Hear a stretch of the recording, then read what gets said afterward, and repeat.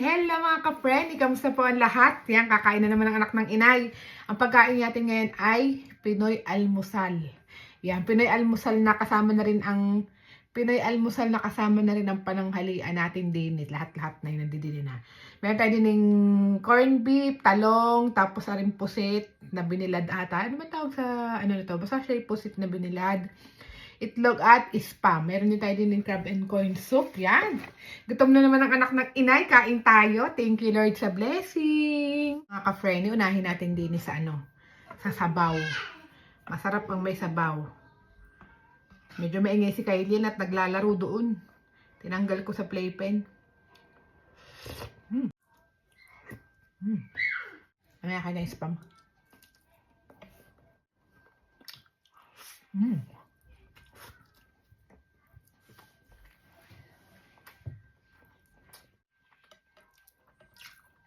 Kakain ng batang ito.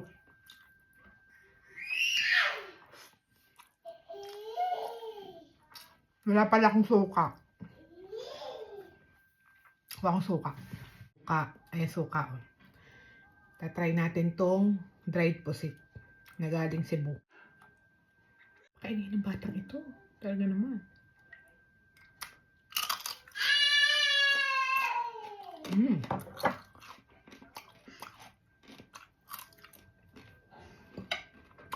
Ah.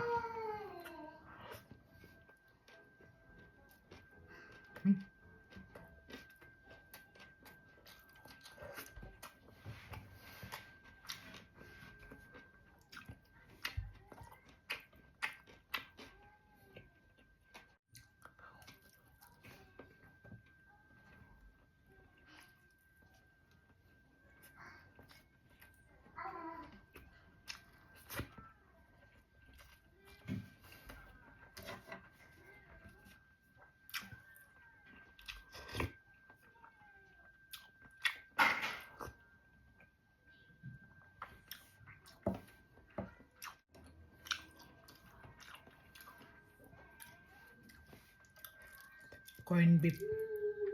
Masarap yung Pure Foods na corned beef. Yung talagang paborito ko.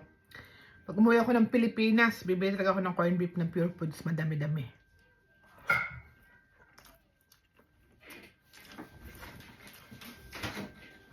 Ano? Kaya yan.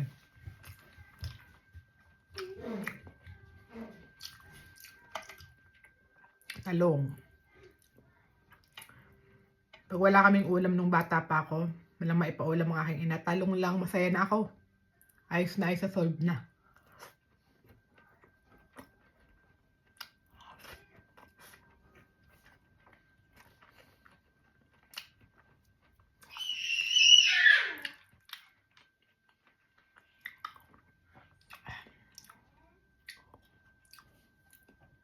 Masarap to.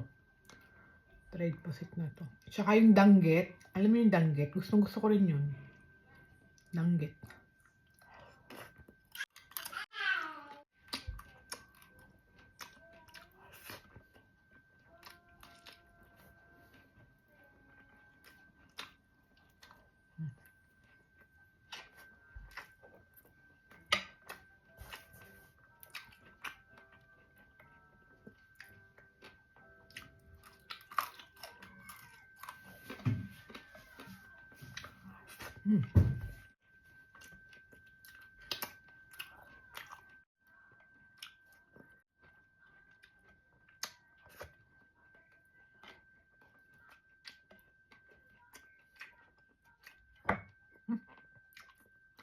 Talong is life.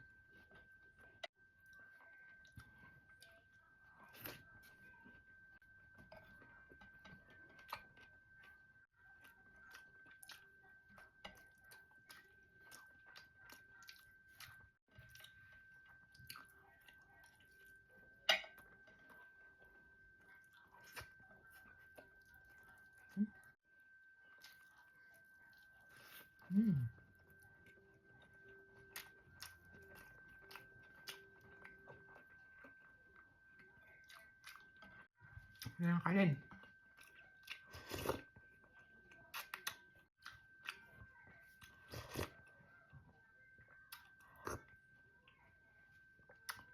naman ang kanin.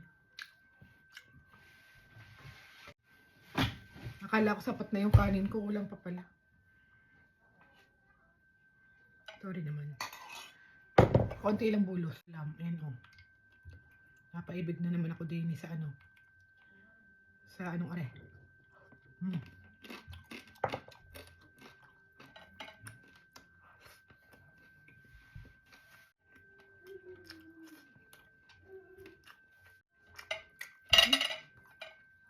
Napasawsaw.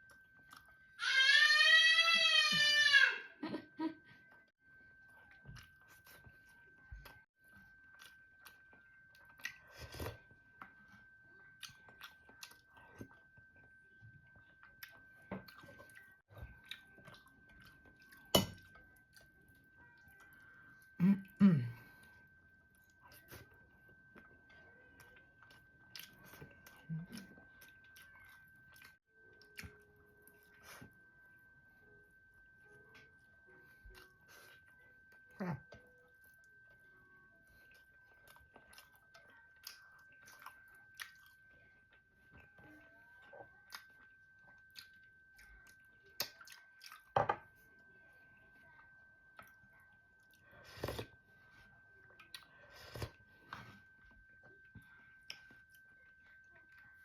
Paborito ko talaga tong crab and corn soup ng Knorr. Ang sarap.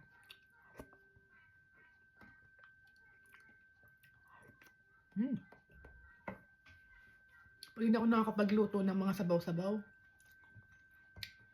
crab and corn ang sagot. Crab and corn soup ang sagot. Ang sarap pa.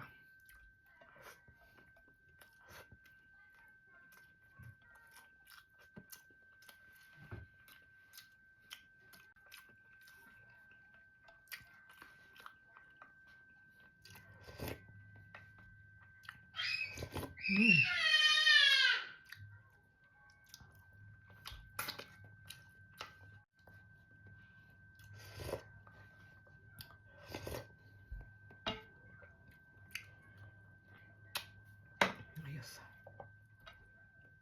Papakin ko na lang aring pusit na are.